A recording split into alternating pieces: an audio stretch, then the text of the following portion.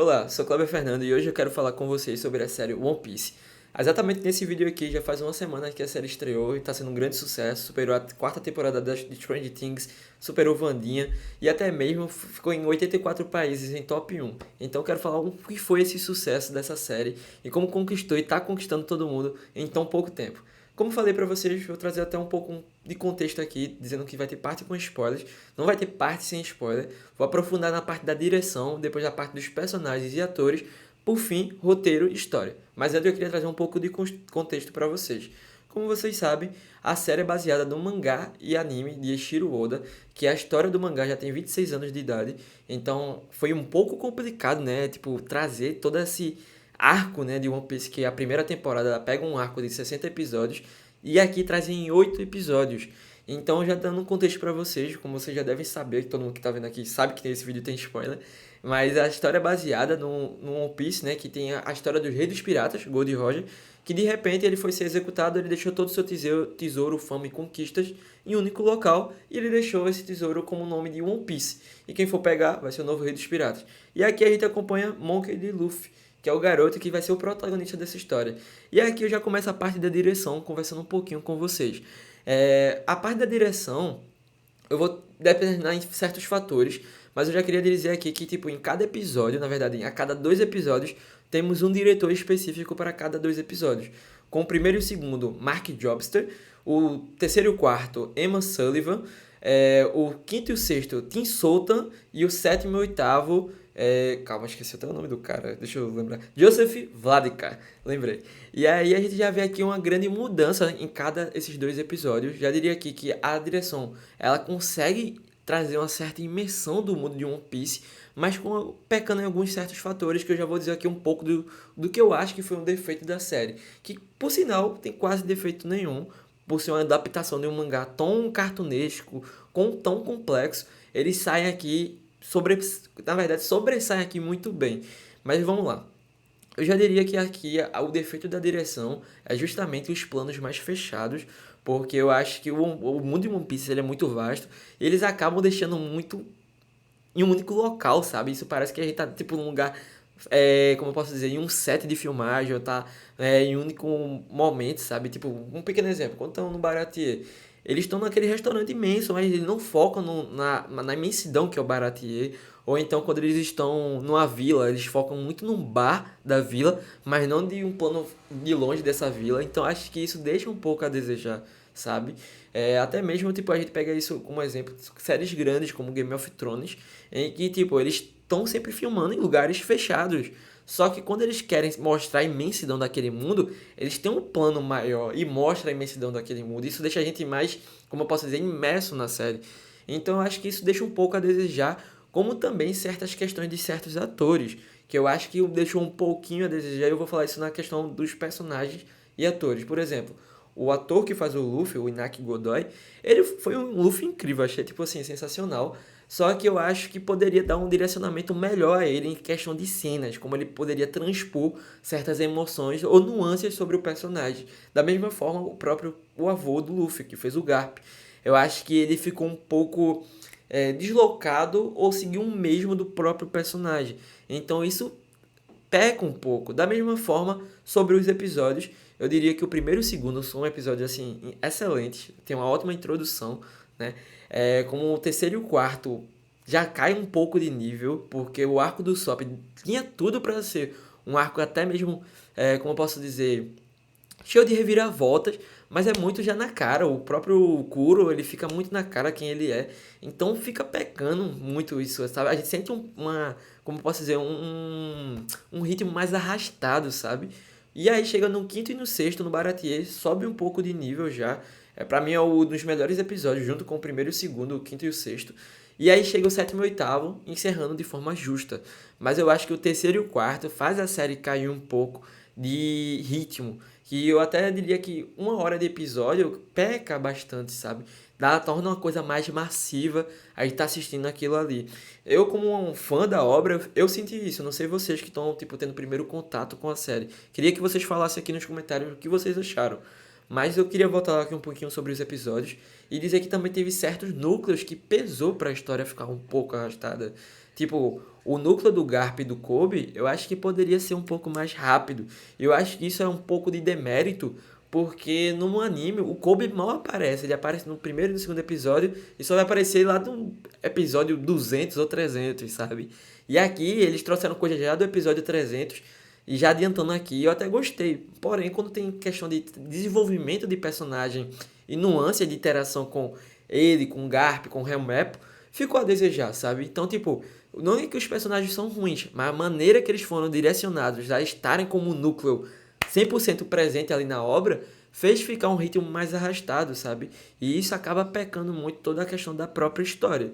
Então, eu acho que essa questão de episódio, a questão de direção, pecou um pouco. Mas em compensação, eu gosto como eles conseguiram trazer a forma do anime pra cá. Não é uma obra que literalmente assim adapta de forma na cara assim, tipo, pô, vamos mudar muita coisa. Não, eles são bastante fiéis, eles trazem coisas que é praticamente copia e cola do anime, só que eles trazem um contexto, sabe? E isso deixa tudo mais rico. A cena do Zoro contra o Mihawk é basicamente tudo o que acontece no anime, mas ainda assim tem um certo contexto, tem um certo embasamento do próprio anime. Isso enriquece, sabe? Mas como eu falei pra vocês, tem momentos que eles não sabem direcionar os atores e fica um pouco, como eu posso dizer, cartunesco ou então um pouco fraco certas decisões que eles tomam ali pra fazer uma cena. Seja até mesmo ali o Luffy com a Nami entregando o chapéu pra ela, eu achei até incrível. Mas quando ele começa a gritar dizendo que vai ajudar ela, fica um pouco a desejar, ou até mesmo alguns flashbacks, como o do Soap e a da Nami, quando são crianças, ficou um pouco mais acelerado. Isso a gente não faz, quer dizer, isso faz a gente não sentir muito apego aos personagens, só sentindo um pouco depois. Então, a direção aqui é uma direção muito, como eu posso dizer, sólida. Ela tem seus momentos de pico, sabe? Tipo, que realmente sobressaem. Tem coisas inovadoras ali, a questão dos cartazes, a questão dos atores, cenas de lutas e afins. Mas também tem momentos que deixa a desejar, deixa arrastado a trama. E eu acho que isso pode ser resolvido na segunda temporada, visto todo o seu sucesso. E agora, quero falar um pouquinho sobre os personagens e sobre os atores.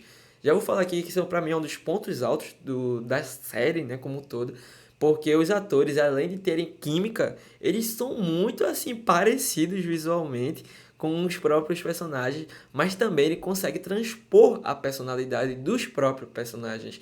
Porque, tipo, o próprio Inaki Godoy como Luffy, até mesmo ele agindo normal, você vê que ele é o Luffy, o próprio Taz Skyla como Sanji, ou o McKenna como Zoro, você vê esses trejeitos que isso fez se tornar muito orgânico para a série. Então fica mais tranquilo de você, tipo, entender a vibe do personagem e a atmosfera do personagem.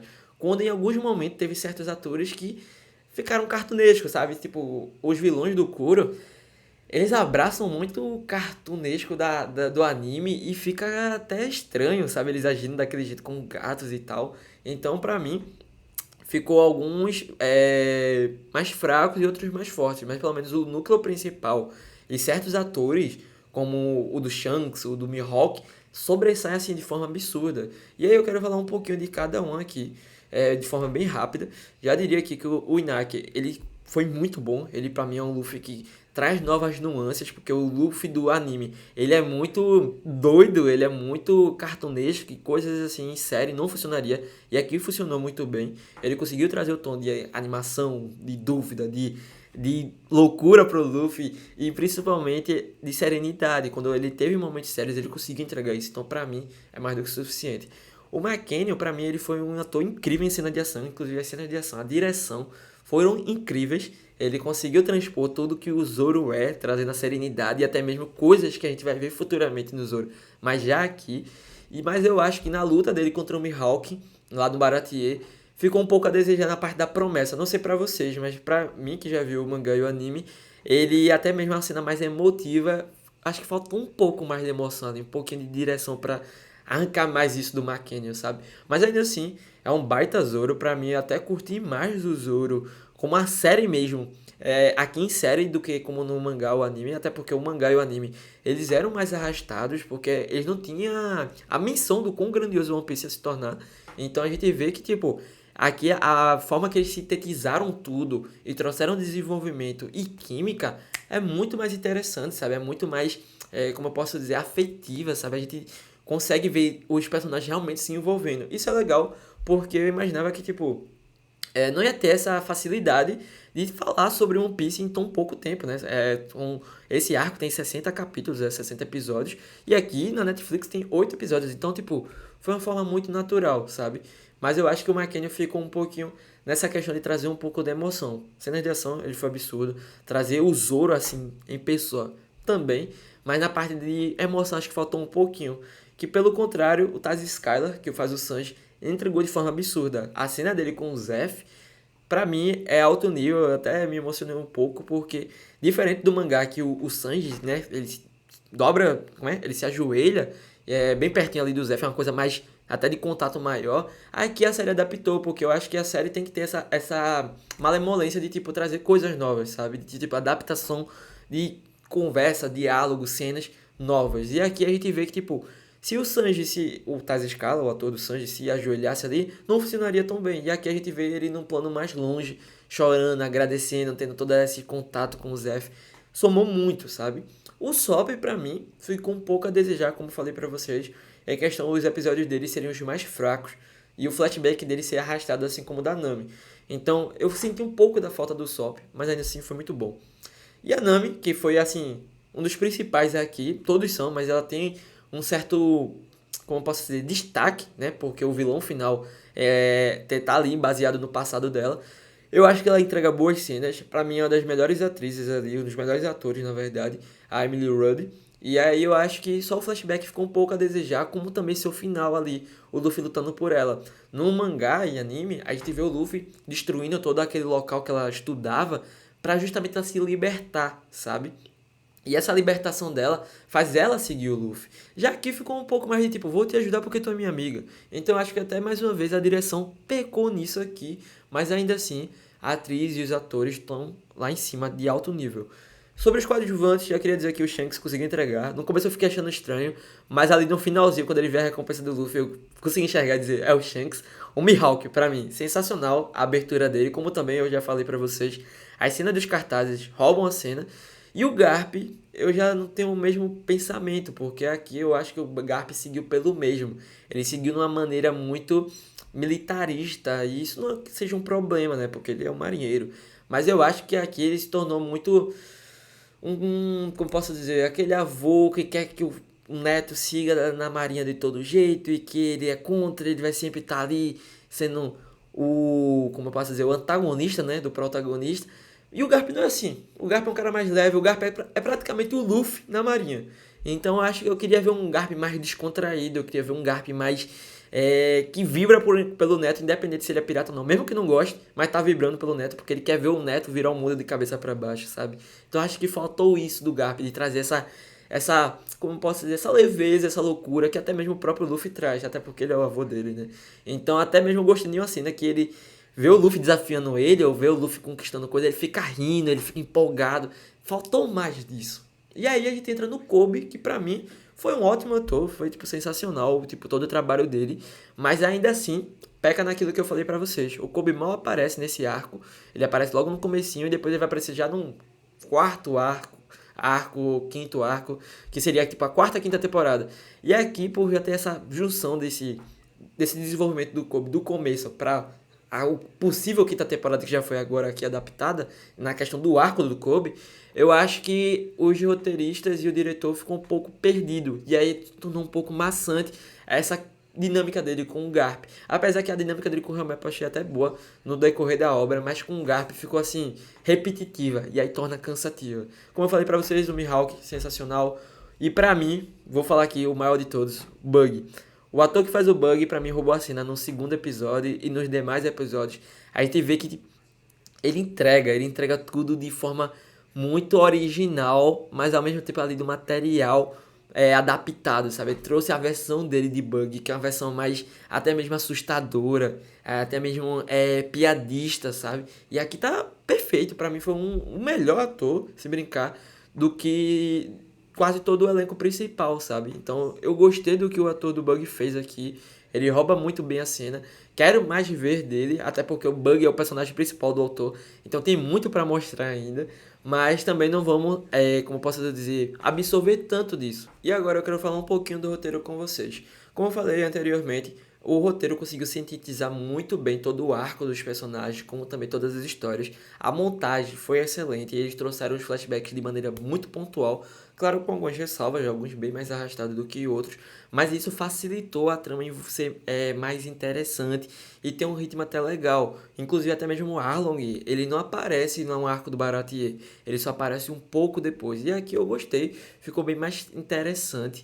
Inclusive, eu não falei anteriormente, o Arlong, ele rouba a cena, ele traz essa questão que o roteiro conseguiu trazer aqui, dando mais ênfase pro vilão, que é a questão sobre a raça do Arlong, né, ser tritão. Tem até um momento ali que ele vai no Baratier e vê que, tipo, é um tritão que tá servindo ele, né, como um garçom. E aí ele traz essa questão racial dos tritões sempre estarem servindo os humanos, a questão da escravidão. Isso dá muito mais peso ao próprio vilão. Como também eu queria até falar que, tipo, o Kuro, o Bug, a Álvida foram vilões excelentes. Mas como falei aqui do roteiro, o roteiro conseguiu sintetizar cada parte muito bem. O terceiro e quarto episódio peca um pouco, mas o quinto e o sexto, na questão do Baratier, o passado do Sanji, o envolvimento dele com o Jeff, é um roteiro interessante, é um roteiro que consegue envolver a gente naquele mundo, mas ao mesmo tempo é um roteiro que peca em certos aspectos. Como de maneira expositiva eles falam certas coisas. Tipo, sei lá, o Sanji lá tá com o Zef, ele olha que o Zef torou a perna pra comer, tipo, a gente já vê aquilo, só que o Sanji faz questão de falar. Então fica algumas coisas muito expositivas que poderiam ser escritas de maneira mais interessante, como certas falas, certas nuances. Então acho que faltou um pouquinho disso que dá pra ajeitar na segunda temporada, sabe? Mas ao todo o roteiro conseguiu sintetizar muito a essência de One Piece. Como eu falei, eles não quiseram mudar muito na cara, sabe? É um roteiro que foi fiel à obra, foi fiel a esse material da própria série, né? Tipo, eles foram fiéis ao modelo de série, não ao modelo de mangá ou anime. Conseguiram trazer coisas, conseguiram inovar, mas a escrita segue até mesmo de forma sólida, sai de maneira muito sucinta. Então, no geral, a série sobressai de maneira excelente. Já estou ansioso para a segunda temporada, quero ver um pouco mais desse universo. Claro, espero que eles consigam ajeitar certas coisas, trazer o equilíbrio entre o tom cartunesco, como também o tom da própria série em forma de live action, mas tudo trazendo o equilíbrio e a essência de One Piece, que eles já estão fazendo isso. Mas no mais, é isso. Minha nota para a série é 8. Eu até tava pensando 7.7, 7.8, mas o 8 tá bom. Então, se você ficou curioso para ver One Piece, quer entender um pouquinho desse universo sem ter que ver 1000 episódios ou 1000 capítulos, é uma super indicação. É uma série de aventura, traz esse elemento de pirataria e super recomendo. Se você gostou do vídeo, deixa um like, comenta aqui embaixo. Quer ver uma outra série? Comenta aqui também e até a próxima. Aigero yume o kiyasuge, tanda, tanda, sagashimono sagashi.